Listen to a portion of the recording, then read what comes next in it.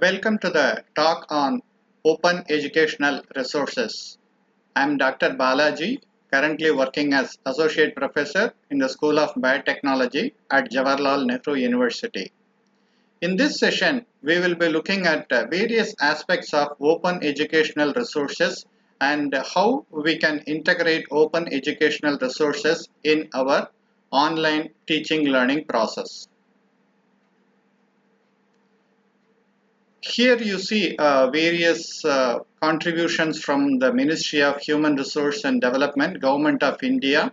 So the Government of India had taken very important steps in promoting open educational resources throughout the country. We will be looking at some of the programs which were initiated by the Government of India and which are freely available to all the people, and how we can make use of them in our online teaching learning process.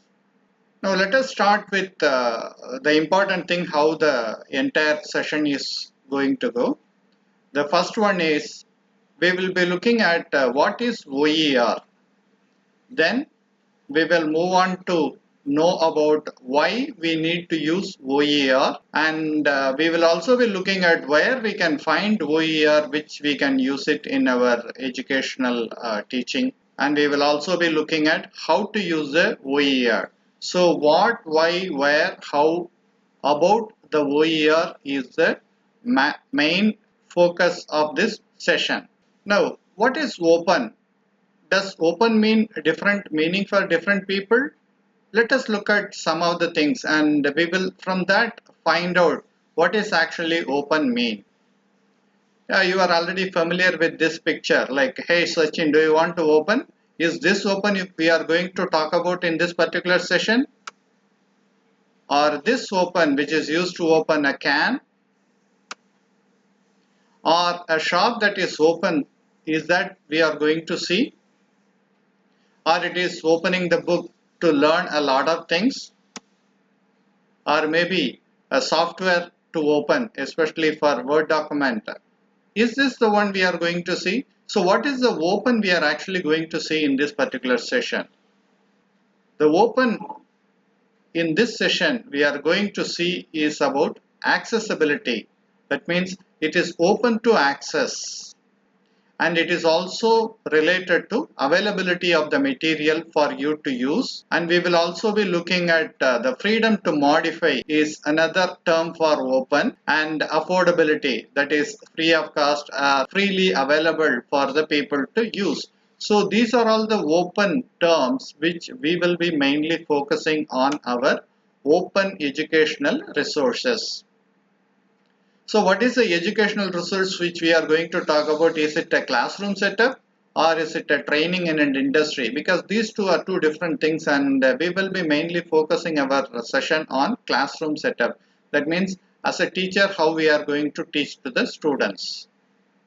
And then the resources, mainly we will be focusing on the digital resources. Let us start with what is open educational resources, the first question. So here let us look at the definition which is given by UNESCO, that is United Nations Educational, Scientific and Cultural Organization. So it talks about what is open educational resource. An open educational resource are teaching, learning and research materials in any medium, digital or otherwise. Of course, they say it is digital or otherwise. In our session, we will be mainly focusing on the digital aspect only. That resides in the public domain. That means it is freely available to all the people, or have been released under an open license that permits no cost access. That's what we were talking about, free to use, adaptation and redistribution by others within no or limited restriction. That means you are free to adapt, you have free access, and it is freely available, and it is available at no cost. So these are all the definitions of open educational resources, and based on this definition only we are going to look at what are the different forms of OER available for us to use and how we can integrate that into our regular classroom teaching. And we can also look at how it can be useful for the online teaching also. So what are the different types of open educational resources? We have a major class which is called as the content. That means the entire course may be available freely on the net, or maybe it is a lecture notes that is available, or some presentations in the form of PDF, PPT or other forms. It can also be video content, it can also be books, or it can also be journals. So these are all the contents which we are going to use to impart knowledge to the students. And we will also be looking at some of the open tools, that is open source softwares and open access to LMS. Open access to LMS is basically Moodle, and open source software is FOSSEE. We will be looking at what is FOSSEE and what is the contribution of open source software for learning. So these are all the different types of open educational resources that is available for us to use. And the next question is, why do we need to use open educational resources? What is the purpose? So the simplest thing is you can actually get resources that are up to date. That means by using open educational resources, what you can integrate is you can actually teach your students the best and the latest things that are available for the students to learn. And since it is available free or no cost, and the materials are also having high quality standards, this can be used along with your regular online and the classroom teaching materials, which will enhance the learning of the students. And of course, you can also supplement your regular classroom lectures, because many open educational resources can be given to the students, and the students can be asked to read and study about more additional information in addition to what you are actually teaching to the students. So this can be a supplement to your online activities.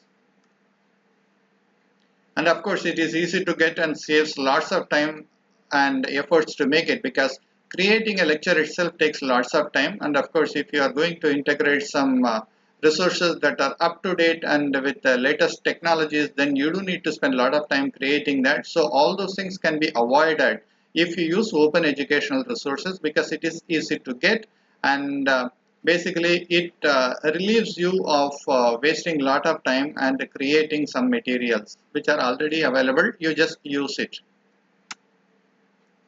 And you can also share it with the students, or if you wish, you can also share it openly throughout the whole world. So these are all the reasons why we have to use open educational resources. But there is always some limitations to open educational resources. Even though it is available freely and you can actually integrate it along with your regular classroom teaching, but there are a couple of limitations you have to be very careful. The first and the foremost one is the quality and the authenticity is very difficult to ascertain. As you are already aware, there are too much fake news running throughout the world, and it is very difficult to find out whether the news is actually correct or not, because in order to popularize their website and other things, many people post lots of fake news, and it is very difficult to find out whether it is an authentic information or not. So that is the reason, even though open educational resources are freely available on the net, it is always a challenge for us to find out whether it is actually an authentic information which we can share. Because I will give some of the examples. Say for example, Wikipedia gives lots of information, but not necessarily all the information available in the Wikipedia is accurate. So we have to be very careful in using information from Wikipedia. Even though Wikipedia is an open resource, the authenticity of the information that is containing in Wikipedia is always a problem. So you have to make sure. So that is the reason, as a educator, the quality and the authenticity has to be confirmed. So this is one of the major thing you have to be very careful. Then the second thing is, like, although I am putting some of the limitations, they are not in any way related to the importance. Okay, these are different points which I would like to discuss. So at times there may be a gap between what is available and what is required. Say for example, you are teaching, I am a chemist, so I will talk about some of the thing related to chemistry. I have to talk something about stereochemistry. And in this particular aspect, if I go and search the net, I may get the information which is relevant or very similar to what I am planning to teach, but need not be all the time I will be getting the right information which I actually want. So there is always going to be some gap between what is already or freely available and what I actually require or what I actually want to teach. So there is always some gap. So this is another limitation. And the most important thing for many of our Indian OER is basically we have plenty of languages in our country, and identifying the OER, which is in a particular language, is the most difficult one. And of course, if there are some OER which are available in foreign languages, that is also very difficult to integrate with our classroom teaching. So it may be the OER is available, but it may be in a different language. So this is one of the limitations we have to be aware of. And we will be discussing more about the CC, that Creative Commons licenses. So, but I will just mention here the Creative Commons licenses are not clearly described because we have 6 different forms of licenses, and we have to be very careful in which Creative Commons license the open educational resource is available. Based on that, we can use it. So more about that we will be discussing later part of this session.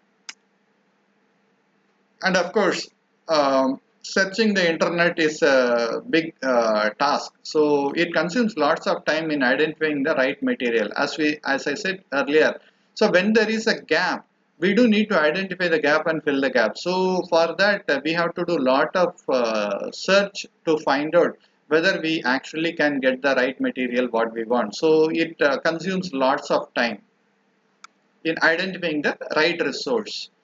And as I mentioned, it is not always possible that you will get what you actually want. So you may not be lucky all the time in identifying the right open educational resource. And sometimes the materials may not be available in every topic and subject. Maybe you will be getting for 2 or 3 lectures similar OER materials, but for many other things you may not be getting the right material. So there is always going to be a gap which I mentioned earlier. So the materials may or may not be relevant to your topic. So when you have are getting this OER, what you do need to do, that means as a teacher, what is your responsibility of using OER? The first and foremost one is you have to check the quality and authenticity. So this is very, very important for you. Unless it is an authentic information, don't use any of the OER in your teachings. And you also need to check the CC licenses. That means the Creative Commons, even though people say it is an open educational resource, unless you know whether what is the license it is associated with, you cannot use any of the open educational resource as it is available. And you also need to check for the relevancy, whether what you are getting, that open educational resource material, is relevant to your course. That is also very, very important. So these are some of the things as a teacher we have to take care before we actually start using OER. I will now just go through some of the important open educational resources available under our Indian context, and this is very, very important for you to know so that you can make use of many of these things in your classroom teaching and online lectures. EPG Pathshala is an initiative started by our Government of India, MHRD. So this website has lots of open educational resources for you to take. Basically, many courses are available on this particular website. You can visit this website. I will be sharing this presentation with you, so you can actually visit the website and get lots of information. Here, many subjects are covered under EPG Pathshala. So these courses are developed by the help of MHRD and they are posted on this particular website. And we also have National Repository of Open Educational Resources. So here you have various e-books, e-courses and materials are available for you. So this is the website for this one. And I'm actually asking you to explore these individual resources for your course, because every course requires different type of material. So if it is not available in one particular resource, you can also look in other resources to find out whether the materials are available or not. So it is basically the teacher who has to explore many of these websites. I'm just giving the list of websites which you can actually make use of. And then we have InflipNet's eShows Sindhu. Here also we have lots of information for higher education. As a college or a university teacher, we may get more information from this Shod Sindhu website, where we have lots of information related to higher education resources. Then we also have IIT Kharagpur's National Digital Library. I will just show what are the different subjects and the information available in this particular thing little bit elaborately later. And another thing is the Consortium of Educational Communication. This is actually they have launched the YouTube channel. So in this YouTube channel, you can get lots of YouTube videos which can be given as a supplement to your students for their learning. And another software is Oscar. This is a chemistry simulation software developed by IIT Bombay sometime back in 2012. It is freely available for you to use. Some of the chemical reactions and are given as an animation. So this is basically a simulation software. So this can also be given to the students. Now I will go through some of the National Digital Library of India's courses. See here you see engineering is one of the course. In the engineering course you have various subjects are covered here, so you can click on any of the link and you can get more information. I'll just show in one of the page what are the different resources available. So in engineering science you have many topics which you can make use of. And then in the case of science, you have agriculture, atmospheric science, biology, biotechnology, chemistry, biochemistry, and various subjects, science subjects are given here. And in the case of humanities, you have various subsects are given here: education, political science, psychology, economics. So you can be a teacher in any of the disciplines. So you can actually go to the National Digital Library from Kharagpur, and in their website they had given these information. So literature is also given here, and in the case of law and management also you can see various courses. So these are all the, when you click on the link here in the management, you will see like video lectures from CEC, business organization management video lectures from CEC, and video lectures from NPTEL. So these are all the different resources available for you.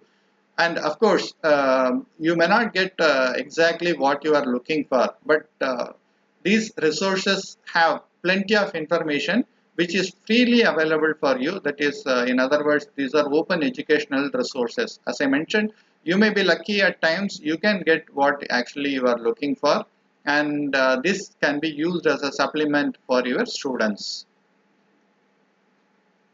And if you look at the CEC website, that's what I said earlier, the YouTube channel, they have art, culture and literature, language. They have plenty of playlists. I have just highlighted some of the playlists here. So regarding English, they have 112 videos. Regarding Hindi, they have 171 videos. So these are all the various playlists created by CEC and available under different headings. So in the case band 2 is for social science, so you have history, geography, social science, philosophy, psychology, etc. is available. And if you look at management and professional courses, you have mass communication, travel and tourism, natural and applied sciences, you have physics, chemistry, life science, biotechnology, botany, zoology. So there are plenty of videos that are available for you to look and based on what is the course or the subjects available in the videos, you can actually use or you can recommend these kind of video links to your students for understanding little bit more about the course what you are actually teaching. So these are basically can be used as a supplementary material for the students. And in the case of music and English or Hindi, you have different videos that are available. So this is given by CEC, that is Center for Educational Communication YouTube channel. So these are all video lectures, and these are generally given by university professors. And as I mentioned, this FOSSEE is one of the important thing for open educational resource, that is free, liber and open source software for education. So here we will be looking at various softwares that are available for you to use. Basically this is for some engineering and advanced courses, but if your course is related to any of these things, you can actually make use of some of the softwares. I'll just go through few of the things now. And these are all the different headings or the different softwares that are available. These are various projects which are initiated by IIT Bombay, and all of them are available freely for you to use. C-Lab is one program, Python, eSIM, OSDAG, DWSIM, OpenFOAM, OpenPLC, C-Lab, Arduino. So these are various programs that were initiated, and let us look at each program what they are. So in the C-Lab, it is basically a open source software for numerical computation developed by C-Lab Enterprises. This also includes XCOS, which is an open source alternative to Simulink. So these are simulation related softwares, and instead of paying software which is coming under the commercial licenses, you can use some of these softwares for teaching your course, and you can also recommend your students to learn using these softwares. Say for example, MATLAB is a paid software, and it's a paid program, and if the students need to learn something, then some of the students need to pay and download that. Instead of that, if we can use some of the C-Lab or similar softwares which are very similar to the one which the class you are teaching, then the student need not have to pay any licensing fee for that software.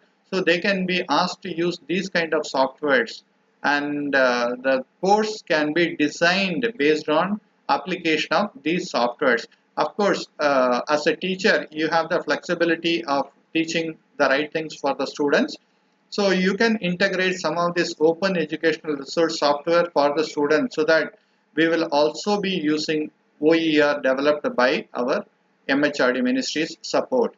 So Python is a general purpose, high level, remarkably powerful dynamic programming language that is used widely by application domains.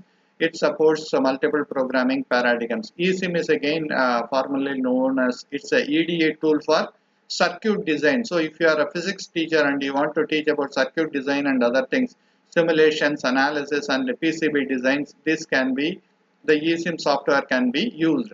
So this is again developed by IIT Bombay. And DWSIM is another software. This is a chemical process simulator. So if you are teaching chemical engineering process or similar to that, you can use this particular software for using the process simulation. And OpenFOAM is a fluid dynamics inflows in chemical reactions. Basically these two are related to chemical engineering. And you can also use OSDAG for creating steel structures using graphical user interfaces. So for the civil engineering students, this can be used. And there are other softwares also which are freely available. So you can go through this one by one to know which software is actually useful for you. So these are already freely available. So you can integrate these softwares along with your regular or online classroom settings. There are also other many OER initiatives done by MHRD. So some of them I am listing here, and we will also look at some of the other programs in a little bit detail. SWAYAM Central is for MOOC or massive open online courses. SWAYAM Prabha is a TV channel where you can see lots of educational resources. Basically the courses are being taught by eminent professors from IITs and other central universities. NPTEL courses are basically for getting certificates, and Vyas channel is where you can actually see lots of, this is support by the ministry. So you have lots of educational resources, teachings going on in these kind of programs. So some of the ICT initiative by the MHRD is SWAYAM. As I mentioned, it is a massive open online course. Here we have audio, video, e-contents are available for the students. the student can earn credit through online courses. That means this is basically a choice based credit system introduced by UGC couple of years back. So you can ask your students to register for any of the courses in SWAYAM, and your university can actually accept the credit transfer. So here students can directly be asked to take, say for example, if your university has some elective courses, and some of the elective courses can be chosen from the SWAYAM courses, so that the student can also make use of this open source materials which are available and which were created by the support from MHRD. And then the Swayamprabha is a TV channel, as I mentioned. Here we have high quality educational programs for 24/7. So the students can be asked to use that. So basically, a student has to get a dish box, and then it's a free dish TV promoted by Doordarshan. So this is available 24/7 for the students. Various programs and various channels around, right? Currently 33 channels are available for the students. Some of them for school children, NCERT is looking after that, and some of them are for the open schooling, NIOS is actually looking after, and CEC is mainly looking for UG and PG non-technical courses. IIT PAL is a program for mainly engineering courses. Like that, we have plenty of channels which are available for different category of students to make use. And then when we talk about digital content access, journals and ebooks, this is very important for many of the universities as a whole, and colleges also. The National Digital Library is available. This is e-contents are freely available. So they have lots of e-content on multiple disciplines. So you can, your university or your college can get subscription to National Digital Library, so that your students and your university and your college, all members can make use of these facilities which are available. These are open sources. And EPG Parsala, as I mentioned earlier, it is a gateway for ebooks up to PG level. We have lots of courses. The student can directly download the course materials and they can read leisurely. So, in other words, free books are basically curriculum-based e-contents are developed here, and the students can make use of that. And Shodh Ganga is a reservoir of Indian thesis. So, access to research thesis of scholars in Indian institutes are available in Shodh Ganga. So here also, once your college or university registers, you can actually access many of the resources that are available. And as I mentioned earlier, eShow Sindhu is basically for e-journal, so you can get full access to e-resources. So there are many journals which are subscribed by the government of India's funding. So all those courses are, all these journals are available for you. So you can simply register through your university or the college through this web portal, and you can make use of access these journals. And E-Yantra is for hands-on learning. FOSI, as I mentioned here, is a free libre open source software for education. And we also have other initiatives like a spoken tutorial, that is tutorial in IT application. These are self-training in IT field. This is available. Virtual labs are also available, as we mentioned in some of the FOSI software. Some of the virtual labs the students can make use of. And of course, if e-governance is required, university enterprise source planning is also available. And Vidwan is expert database of National Research Network. So as a faculty, you can actually register and you can inform the entire country that you are an expert in a particular field. So that you can do using registering through the Vidwan database. And shows the is like a unique ideas and concept information without duplication. You can actually share your ideas through this particular platform. So these are all some of the initiatives by the MHRD, that is Government of India, had done many of these ICT initiative for the use of the entire country. Now, the major question is, although all those things are available, why people are not at all aware, or why people are not using OER, or why OER is not popular? So this is some of the questions which are lingering in the minds of many people. So the most important thing is moral and ethical dilemma, because I will be discussing some of these things a little bit more in the later part of the session. But there is always a moral and ethical obligation from the faculty to use OER contents. So we will see what are these things. Basically, if we are going to use open educational resources, how the entire community looks at us, and are we really afraid of using some of these OER? So some of these things we will be looking at right now. And as I mentioned, there is a lack of awareness, because many people are not at all aware what is OER and where it is available and how to use it. So all these three aspects are not at all known to many of the people. So this is one of the reason why OER is not popular. And again, even if it is available, or if you know that how to use it, but if you are not properly trained, it is very difficult to use OER. So that is another reason why OER is not popular, because we are not trained to use OER. Then another thing, even though some of the OER is available, since we are not aware, lack of awareness, we think nothing is available. And of course, non-availability of access is also another problem. Say for example, we know there are various journal subscriptions available from the Government of India support, but not every college is making use of that. So in other words, there is a lot of resources which are actually available, but it is not available. In a sense, you are not subscribed to that. So once you are not subscribed to something, you may not know that it even exists. So that is the major problem. So the non-availability of access is as an individual you may know, but as an institution, if some of the resources are not subscribed, then the faculty may not or cannot get access. So this is another problem. This has to be addressed by the university or the college administration. So they have to take care of this particular aspect so that they can help the faculty members in a better way.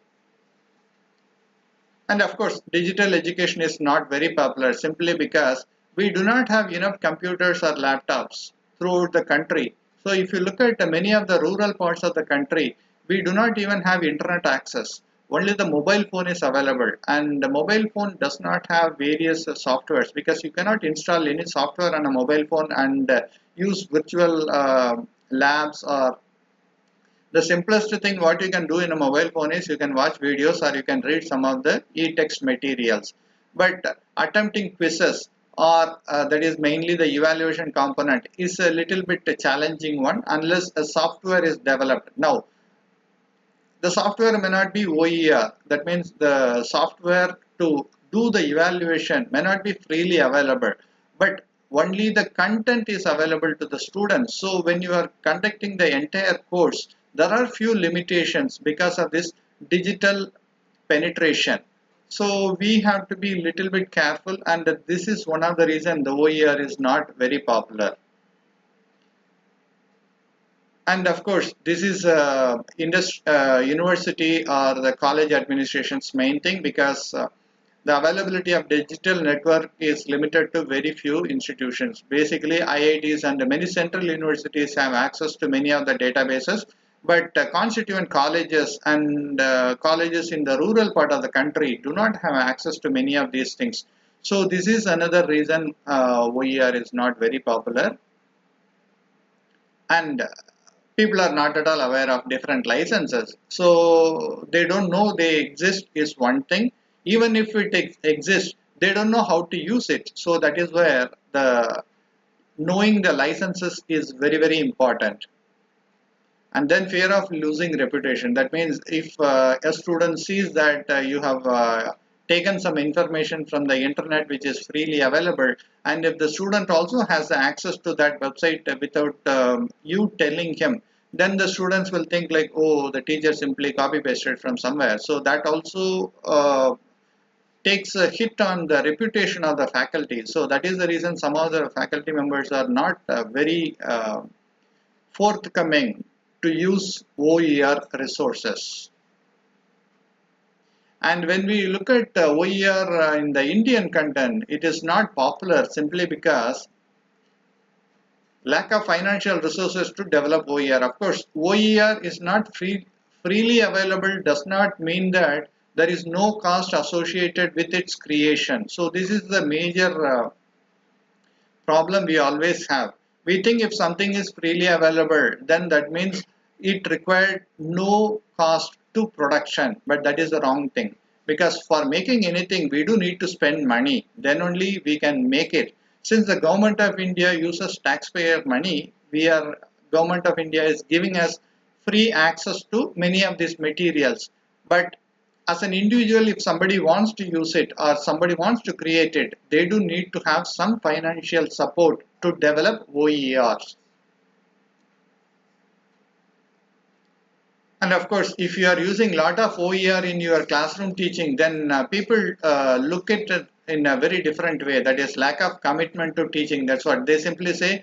You search the net and you got some information from the net and you compiled everything and you are giving to the students. That means as a teacher, what is your contribution?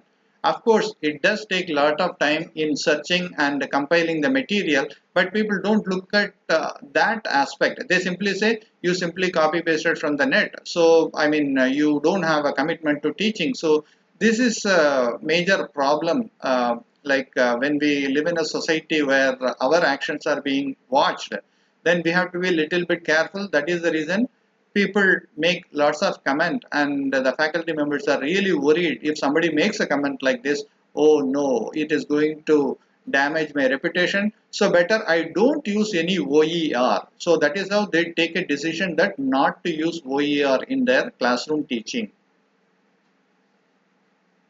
And of course, there are some people who prefer not to share their notes with other people. So, although there are some good faculty members, and they may be little bit conservative, and maybe because of the conservative nature, they don't want to share their notes with the rest of the people. So they don't want to contribute anything to open educational resource. And of course, as I mentioned, a constituent college or a college in rural India will have to spend a lot of money in establishing many of the digital networks. So the financial resources required to establish these things may be little bit difficult for some of the colleges. And the most important thing for a country like India, where we have plenty of languages, OER is not available in many Indian languages. Say, for example, I am teaching, I am telling everything in English only right now, but Hindi is a major language in this country. So, do I have any OER specifically tailored to this one? But my lectures are going to be only in English. So, the people who are having English as a language, Hindi as a language, will be having very difficulty in following this. So making different OER in Indian language is the biggest challenge, and this is one of the reason many of the rural places and many part of the country which has different languages are not well versed with what are the OERs available. Even though OER is available, they may be in a different language which may not be the language or the medium of instruction in that particular region. So now the next thing is, as a faculty, we are actually using OER, but can we do the other way around? That means, can we also involve in the production of OER? When we ask many of the faculty members why you are not contributing to the creation of OER, they actually say many of the things lack of time. So this is the most important thing, because they do not have enough time to create OER. Because creating OER, of course, this is very similar to creating your lectures, but for OER you have to freely give it to other people. So in that case, you have to look for the quality and the reliability, authenticity, etc. So that requires a lot of time, and people are not having enough time to contribute. Then of course, resource is also very important. Say, for example, we know there are many resources. EPG Parsala lectures are available on the net, I know. CEC's YouTube channel is available on the net, I know. But how do I get access to these resources if I am living in a rural place? So that means this is also one of the reason people are not involved in contributing to the OER production. And of course, people need to have certain skills to create these learning contents. So that is also some of the people are not having this. That is the reason they are not contributing. And of course, say for example, you do need to have a good laptop or a computer to create a good educational resource, because when you are creating an open educational resource, it is going to be seen by many people around the world. So that means it has to have some level of standard and the quality. So if you are not trained or if you are not having the required skills, then your creation may not be up to the mark, and people may not use your educational resource. So this is also one of the problem. And of course, there is no rewards for creating any OER. So when there is no rewards, people are kind of reluctant to go into that direction, because why do I need to create? What is the benefit I am going to get by creating this OER?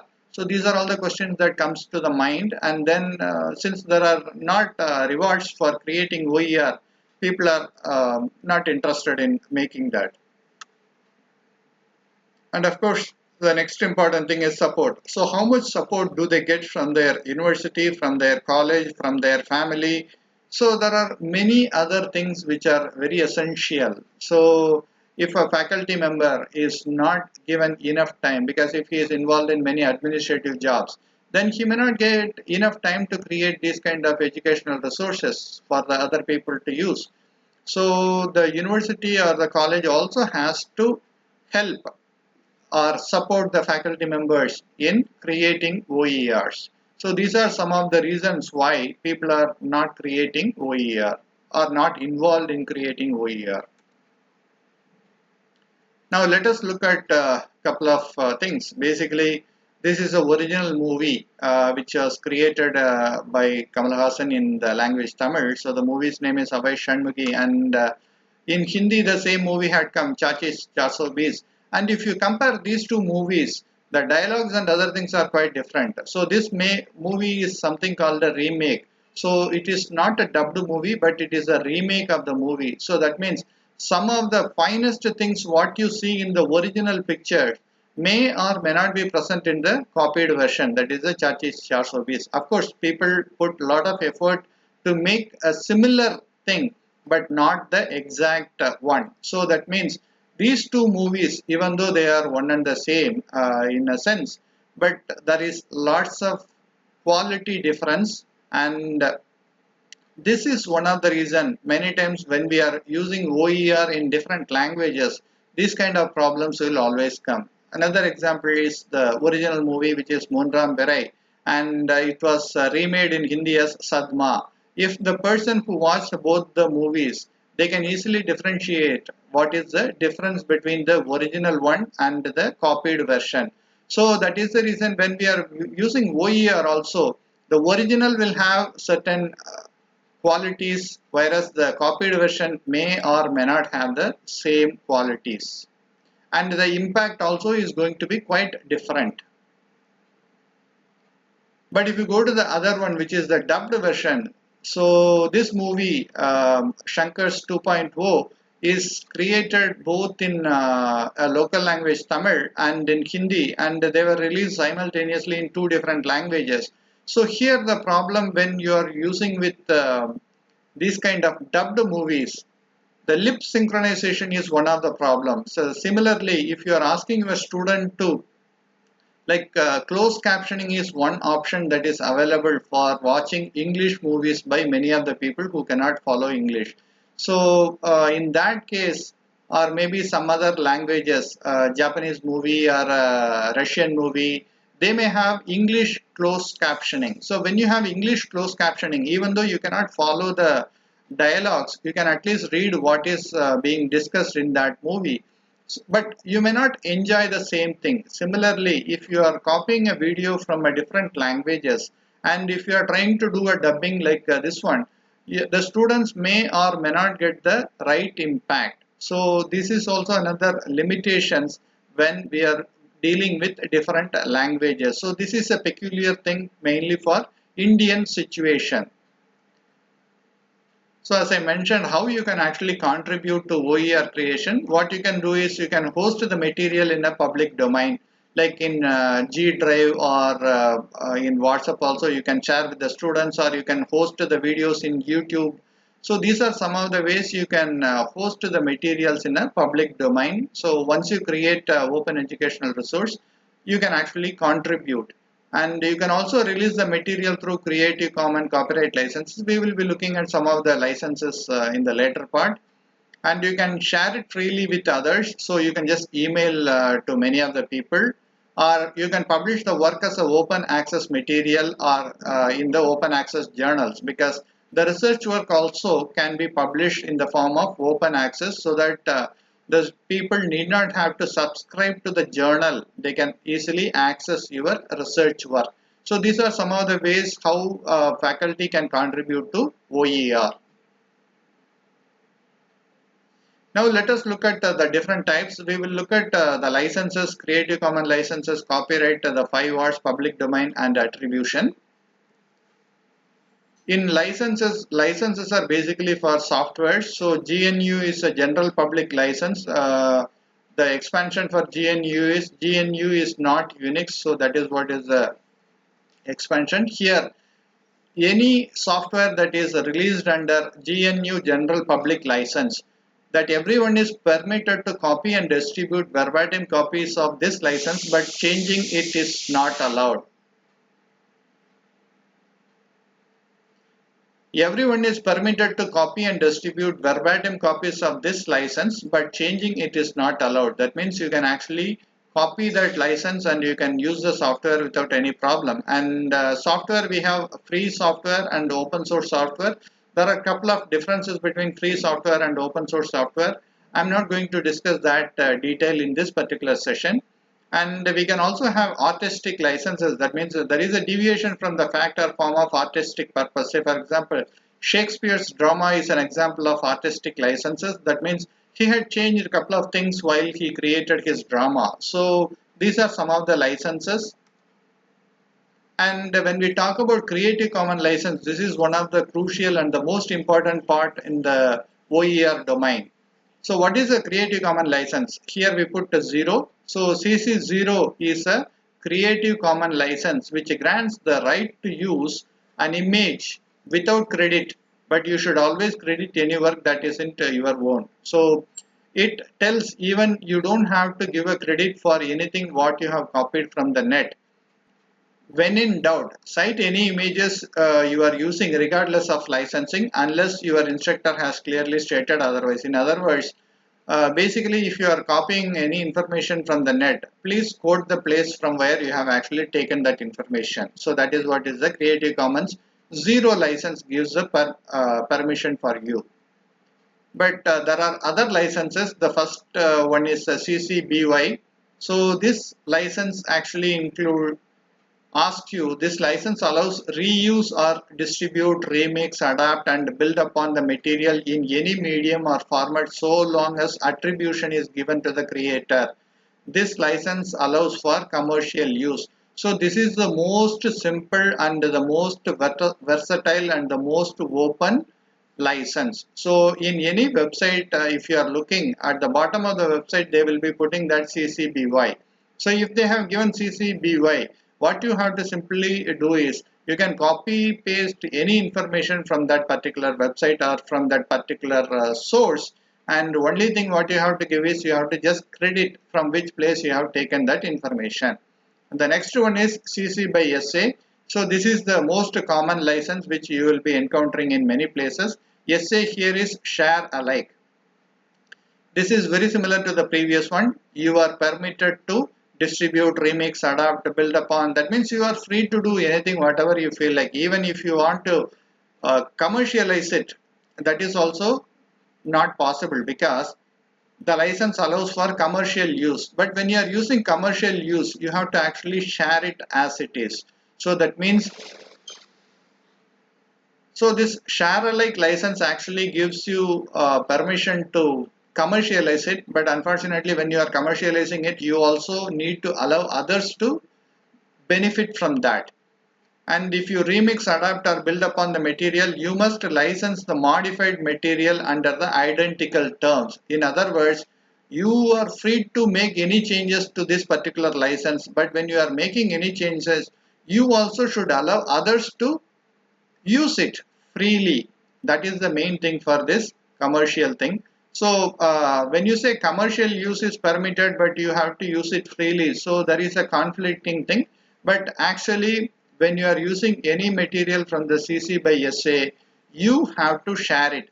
You can sell it to others, it doesn't matter, it is not preventing you from selling it. But when you are selling, the people are easily, or they are also permitted to share it with others. You cannot put any restrictions on sharing. So that is the reason this is what is called share alike. And the next one is NC, that is non-commercial things. So when a NC thing, that is dollar sign is written and it is crossed, that means this license does not allow you to commercialize. So you can use it, rebuild, and you can do anything. You can also allow other people to use it, but this is only for non-commercial purpose only. So you cannot sell this particular license. If you get any material under this license, you cannot sell it, you cannot remix, you cannot change it to sell it, but you can still share with others. There is not a problem. You can also openly distribute, that is also permitted, but you cannot commercially sell it. Then the next one is NC and SA. So that means you cannot commercially sell it, but you have to share it with others. So this is the next license. So CC by NCSA. This license allows users to distribute, remix, adapt, build, and in any medium or format for non-commercial purpose only, and only as long as attribution is given to the creator. So of course CC means we have to give attribution, CC by means we have to give attribution to the creator. And when we remix, adapt, build upon the material, the license the modified material under the identical terms. That means we have to again give it freely to other people. So that is what is called share alike. And the next one is ND. ND means no derivative. That means we are not permitted to make any changes. We can use it, we can copy it, we can distribute it, all the things are permitted, but we are not permitted to change any of the things. So that is what is called no derivatives. And this is somewhat restricted license, and when we go to CC by NC ND, this is the most restricted or the closed one, where NC means we cannot commercialize it and we can also no derivative can be created. So that means if we are getting any material from this resource, we cannot basically make any changes to that. We can only give attribution from which website we have taken that material. So now at a glance we will look at what are the different types of CC licenses and their usage. PD means public domain. So any material which is having in the public domain, you are free to edit it. But if you want to give citation, it's your choice, but it is not necessary that you have to give a choice or the site from where you have actually taken. So that means it is not necessary. You are free to modify the content, you are free to distribute the content, you can also make use of it commercially, and you can also modify the license because this is available in public domain. So public domain is quite different from the Creative Commons licenses. In the Creative Commons licenses, BYS means we have to only give a cite to the source. So the difference between public domain and the Creative Commons BY license is everything is same except you have to cite the source from where you have actually taken the information. When we go with the share alike, again you are free to do everything, but you cannot change or modify the license. So this is one of the limitations put on that. That means you have to freely share that information with everybody from whatever source you have actually collected that material.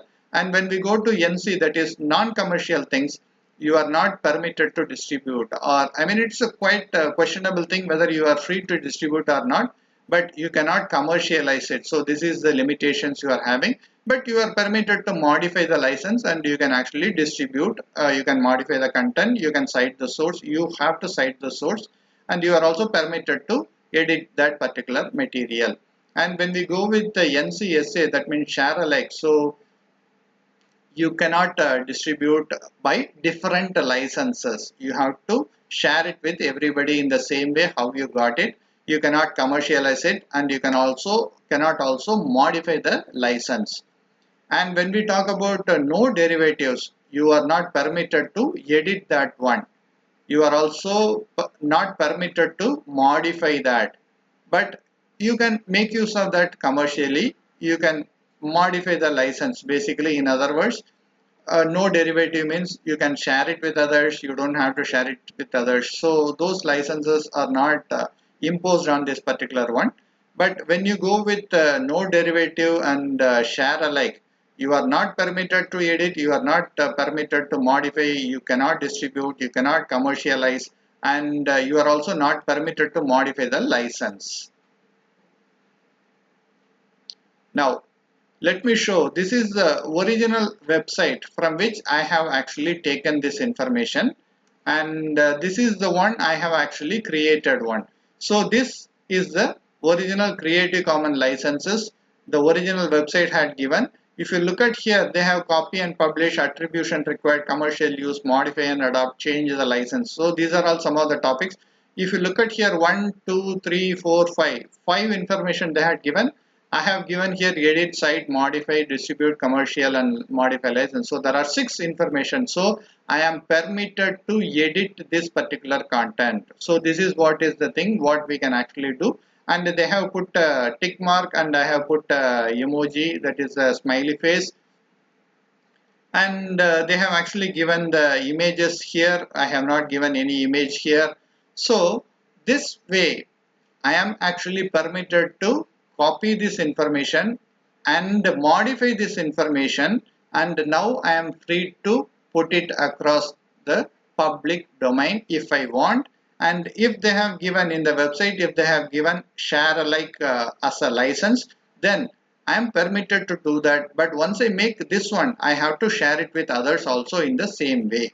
So if it is a share alike but NC is not included, that means non-commercial is not included, I can even sell this one, because commercially we are permitted to, when it is no commercial we cannot sell it, but if we are permitted to share alike, then I can also make use of it by selling this picture. So this is how we have to use various Creative Commons licenses. And another one I will give us an example. So this is available in the Wikipedia website about the chemistry which I am actually teaching, and this is the modified one which I have actually created. So this is a CC by SA, that means share alike license is given to this particular image. So that means there is NC and ND are not given. So in other words, ND means no derivative is not imposed on this particular image. So that means I am free to change the image. So this is a slightly dark blue and a light blue color in the original one. I have modified it to a ash color and another dark color here. So that means I am permitted to make changes, because this license does not prevent me from using the no derivative thing. So no derivative is not imposed on this one. I am free to make any changes. So this is what the change I have made. And additionally, we are free to have additional information on this one. Since this license is given as a share alike license, when I am using this particular image, then whatever the additional extra information I am putting in this image also has to be shared alike with the rest of the people. So that is the only imposition this particular license gives. So that means when I create this image, I am actually going to host it in a website and tell the people you are free to use it, and I do need to use the same license. That means I have to give CC by SA.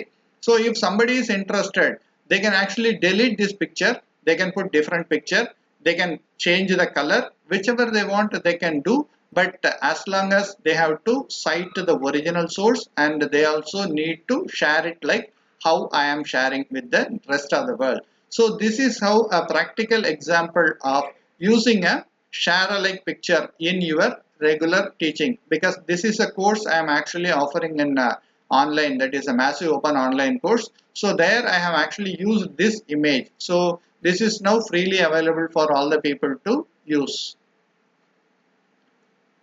Now, the major dilemma or a challenge to use OER is, if someone uses only one image in his or her lecture from OER, are they supposed to share only that image or their entire material? So this is another big question, because in the previous one, I have actually used only one image in creating my course. So does it mean I have to only share this particular single image, or the entire material which I have created using the one image? So obviously we are supposed to share only this one particular image. The rest of the image are not being used by that particular CC license.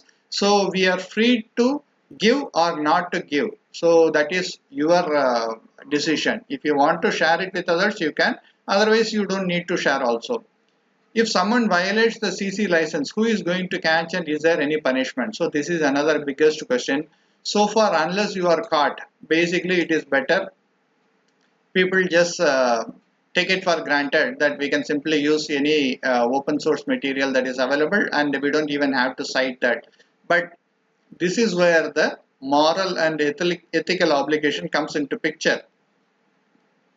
When we actually take something from the net, then we are morally obliged to give or cite that particular website's details. So this is a moral and ethical obligation we have to have, because this question is exactly against that. If someone violates, then who is going to catch? Because if I don't cite the website, who is going to see that? Yeah, because in the internet where billions and billions of information are there, your one single information need not be found by somebody else. But unfortunately, if somebody finds it, and if they are actually going to tell the original producer that this so and so person had copied your information, and then you have legal obligation to follow that. So we will see some examples related to that. Now, the next question is, if someone does not mention or cite the OER, is it ethically and morally correct? Who is going to find it out? So this is what we have discussed right now. And this is a big challenge we will have to address at the individual level. So every individual faculty should have some consciousness and decide whether when we are taking any OER, should we disclose it or should we not disclose it. I will always recommend, there is nothing wrong in disclosing the original source when you are taking any OER material. That saves lots of trouble later on. Another question is, many times people are afraid of retribution, so they seldom want to share their notes material with others. So this is another thing, because unless I share my information on the net or with the students that I have copied from the OER material, people will not even know, because in the classroom teaching you can just show to the student and say, I'm not going to share the information with you, and this is what you can explain everything to the students without telling the original source. But this may be a better choice or not a choice, is depending on the individual faculty member. The next one is a copyright or a trademark or a registered trademark, which you will see in many places. See, the copyright is taken mainly for the commercial aspect. So that means if somebody wants to sell something, they go for copyright or the trademark. But OER is focusing on free or no cost access. That means these two are basically exactly opposite of each other. So Creative Commons licenses addresses this conflict. So if somebody creates something and if they want to share with the rest of the world, they can still put it freely for the people's access, but they can make a couple of restrictions like no commercial. So when you are giving the CC license, you just make it non-commercial, then the copyright is actually valid. Even though the material is freely available, people cannot make use of it, or commercially they cannot modify that. Because this is a major question regarding the copyright, because some of you are already aware of the DU photocopying case. So basically in Delhi University's Economics School of Economics, this problem had actually occurred. So inclusion of specific pages of its publication by Rameshwari Photocopy Services under the authority of Delhi School of Economics amounts to institutional sanction of infringement of its copyright. So there are the chancellors, masters and scholars of the University of Oxford and other places, because 5 major publishers have actually sued a small photocopy shop in the Delhi University. So in this particular case, what happened was the Delhi School of Economics had actually used some of the Xerox material for their classroom teaching to the students. They were made like a packet, and say for example the entire course has 15 chapters, so the different chapters from different books were copied, and those copies were given to the students for as a reading material. So then these original publishers, that is the Oxford University Press and other major publishers, sued the photocopy company, photocopy shop, telling that you have violated the copyright. So this case was running for quite some time. So the first case was filed in 2012, and the judgment was given in 2016. So for 4 years the case was running, and finally the Delhi High Court said University of Delhi pleaded that Section 52(1), subsection 1 of the Copyright Act 1957 permits students and educational institutions to copy portion from any work for research and educational purpose. So this is how the Delhi High Court permitted the Rameshwari photocopy services to copy the books, because our Indian copyright law permitted the people to our Indian copyright law permitted uh, to copy portions from any work for research and educational purpose. So this is the most important thing. This is mainly for the classroom teaching, but there is no clarity on digital resources. That's what I said. So far, there is no clear rule whether we can do this on the digital resources, mainly for the online classroom teaching, because we will see the major problem here. OpenCourseware from MIT is a major resource where many courses are freely available. But in one of the website, in their online thing, they have given here. See, this is related to a chemistry subject. I, being a chemistry person, I was looking for some information on the internet in the OpenCourseware material.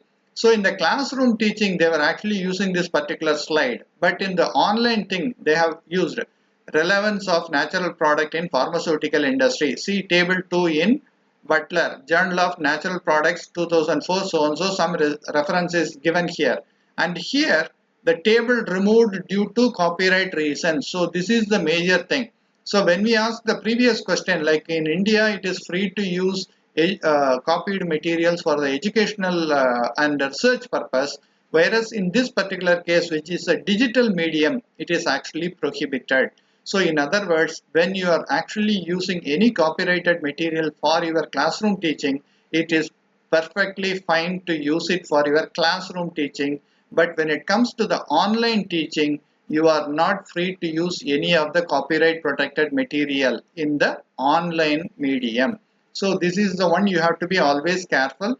Don't use any of the copyright material in your online courses. Now, I am just bringing a small information about my own personal MOOC course, where I have actually used copyrighted materials for teaching. So I have requested, say request for use of your article. I have actually written a mail to a professor and asked him, sir, can I be permitted to use your material for my online teaching? So he wrote, I apologize for my slow response. I am excited that you have found the article useful. I have updated the accompanying handout, which I have attached. Your free course option is very ambitious and worthwhile. So you are free to use my material. So that is how he sent me the material. So we can also contact the original copyright producer of the material, and we can actually get access to the material.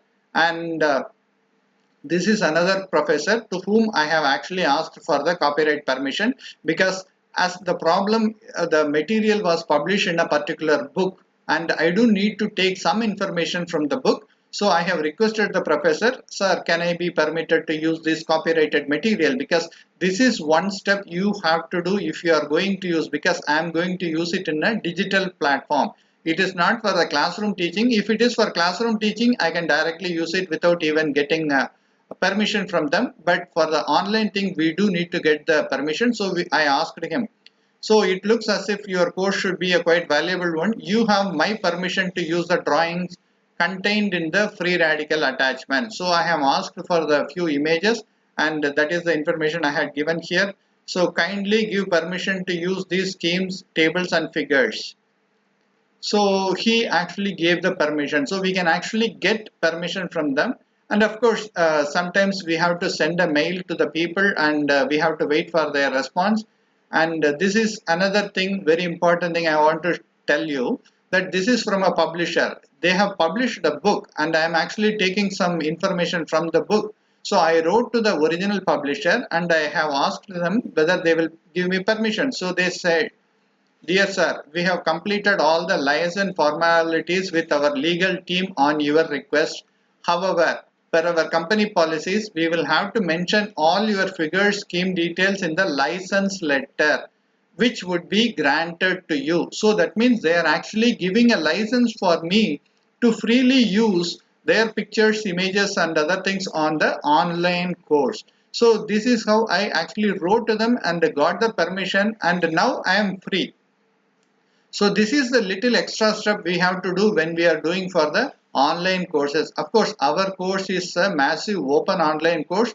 So this is freely available for the entire world. So that is the reason we have to take extra steps to make sure we are not violating any copyright issues from other people. So another thing, permission for reproduction of figures from a particular book. So I have wrote to another publisher. They said, thank you for your mail seeking permission to reproduce figures from the book. The book title is given here. We hereby grant you permission to reproduce figures from this book in your MOOC on organic chemistry for UG and PG students. Kindly acknowledge source of the figures appropriately. So in both the cases, the publishers had actually given me permission. So there is always a possibility that you can approach the original producer or publisher of the book and you can actually get permission. So this way you are very clear and you are perfectly safe that nobody is going to file any case against you because of violating any of the copyrights.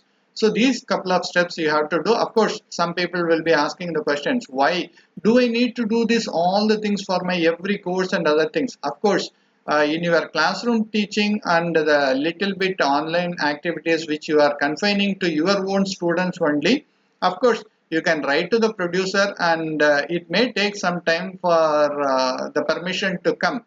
And I am pretty sure many of the people are free to allow access to their material. See, that is why they have actually posted it on the website. So if it is available in the website, you just write a mail to the original person and ask for the permission, and that email is sufficient for you.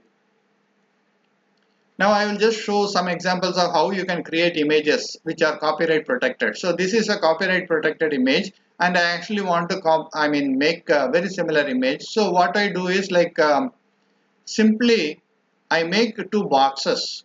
So I am not doing anything extra. These are some of the boxes I am creating. This is a blue box, rectangle box. There is another rectangle box and there is a circle here and there is a box I have created without no fill. So these can be created using PowerPoint simply, and once you create these kind of things, just delete the previous image. So you have actually created the original image. So this is my own image. I am not actually using, if you look at this image, this is nothing but a computer monitor, this is a mobile phone, and these kind of small things, if you want to actually copy, you can actually create your own without much difficulty. So here you have two different colors by which you can actually make your own image which is not copyright protected. So that way you can completely avoid the copyright issues. You can use this image which is created by you. You can choose your own color. So that means you can completely avoid any of the copyright issues. So the next is 5 R's. So this is retain, reuse, revise, remix and redistribute. So these 5 R's are the general things which are applicable for OER. So users have the right to make, archive and own copies of the contents. That means they can retain it and they can reuse it. The content can be reused in its unaltered form. They can revise it. See, this is mainly applicable to the original creator. So they can revise it, they can remix it, they can redistribute it. So all these 5 are possible or available for OER materials. Then you can remix it like movie songs and other things. Some people make the remix of the original songs which are very famous. So the same way you can also remix your creations, and you can also redistribute the same thing to other people. These are some famous open educational resources which are available around the world.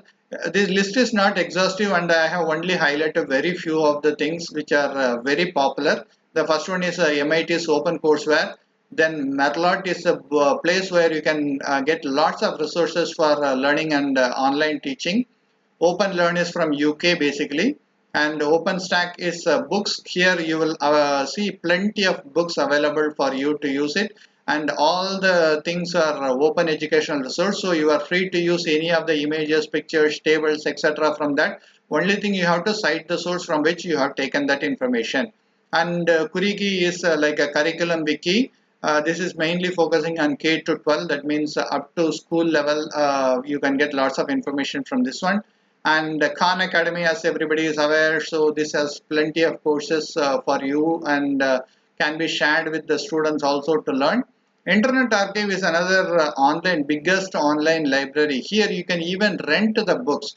So this is one of the source where I generally use. I just borrow some book from the Internet Archive. They are giving it for because digital right managements will be associated with those books. Then you can keep it for 14 days. You go through the book and then automatically it will be taken back by them. So you can reissue the book once again. Like that you can actually get lots of books under this particular thing, that is the Internet Archive. Here you also have various multimedia informations materials are also available. Most of the things are freely available, OER materials. And PHET is an interactive simulation. Here science and maths simulations can be created or may be used by the students. And here I will give some few examples of how you can get some open source images. So you can use Google to find open source images. So this is can be done by the advanced image search option, because in the normal search you will not get this. You go to www.google.com/advanced-_image_search. You will be taken to this particular website. In this website, at the bottom of the page, you have the usage rights. So you can actually filter which CC common Creative Commons license you want to use. You can actually choose the pictures. So based on that pictures you can actually use. If you have free to use and share, then you can whatever images coming there are free to use and share. So that means they have already done the Creative Commons license search and they are only giving those images which are following any of these usage rights. So based on that you can actually make use of many images that are available in the internet. And you can also use directly Creative Commons place to find the OER. So here you can type what you want to search. You can type here and search the website, so that you will get lots of information based on different licenses. And you can also use Flickr to find Creative Commons images, so which are free to use. So here you see attribution license, attribution no derivative license, attribution non-commercial no derivative license. So if you look at here, this is basically millions of pictures are available, or even billions of pictures are available here. So you can actually search based on a particular topic or whichever image you want. You can actually use this particular website also.